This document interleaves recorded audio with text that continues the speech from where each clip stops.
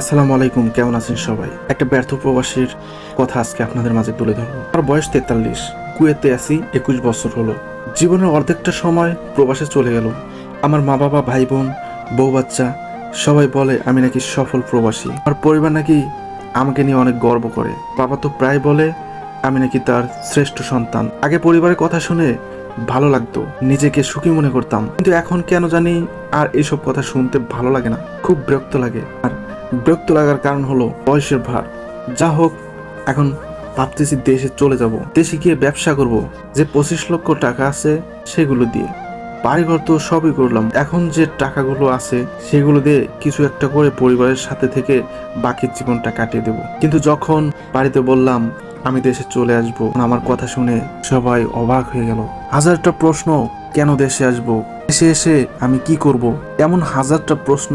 আমার বাবা তো বলে ফেললেন আমি নাকি দেশে এসে কিছুই করতে পারবো না, দেশের অবস্থা নাকি ভালো না, আমার দ্বারা দেশে ব্যবসা করাটা অসম্ভব। আমার বউ বলে আপনি এখন দেশে এসে কি করবেন, বিদেশ আছেন, ভালো আছেন, এখন দেশের ব্যবসায় বাণিজ্য ভালো না, এখন নিজের সন্তানদের ভবিষ্যতের কথা চিন্তা করে হলেও বিদেশ থাকতে হবে। বাবা আর বউর কথা শুনে অনেক কষ্ট পেলাম। আমি প্রবাসে কাটিয়ে দিলাম দীর্ঘ 21টি বছর। প্রবাসে প্রতিটি দিন করতে হয় যুদ্ধ, আর সে আমি নাকি দেশে গিয়ে কিছুই করতে পারবো না। সবাইকে বললাম, কেউ আমার কথা বুঝলো না। সবচেয়ে বেশি কষ্ট পেলাম মার কথা শুনে। মা বলল, বাবারে, তোর মতো সহজ সরল মানুষেরা দেশে এসে কিছু করতে পারবি না, এই দেশটা ভালো মানুষের জন্য নয়, যতদিন বিদেশে থাকতে পারিস ততদিন ভালো থাকবি। অথচ এই আমি অপরিচিত দেশে বিভিন্ন ভাষা মানুষের সাথে বছরের পর বছর কাটিয়ে দিলাম। একজন সফল প্রবাসী বটে, অনেক টাকা পয়সা রোজগার করলাম, এই আমি নাকি নিজ দেশে গিয়ে কিছু করতে পারবো না। খুব জানতে ইচ্ছে করে, সারা দেশে আছে তারা কি বেঁচে থাকে না? তারা কি না খেয়ে থাকে?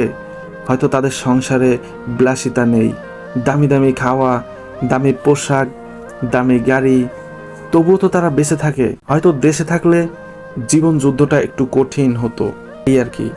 তাছাড়া সব মানুষই তো দেশে বেঁচে আছে।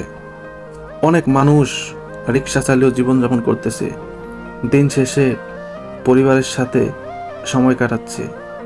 খেয়ে না খেয়ে হলো, বউ বাচ্চার দিকে তাকিয়ে হলো তার জীবন কেটে যাচ্ছে।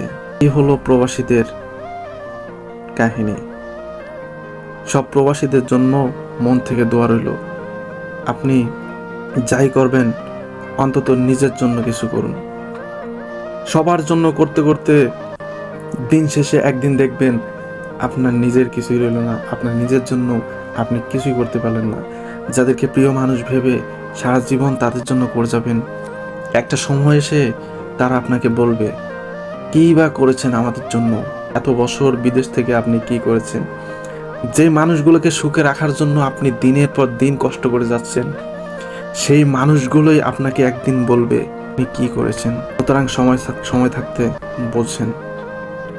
আর হ্যাঁ, এই গল্পটা একটা কুয়েত প্রবাসী ছিল, প্রবাসীদের কথা। যদি ভালো লাগে অবশ্যই লাইক, কমেন্ট, শেয়ার করে দিবেন। সবাই ভালো থাকবেন, সুস্থ থাকবেন। আসসালামু আলাইকুম।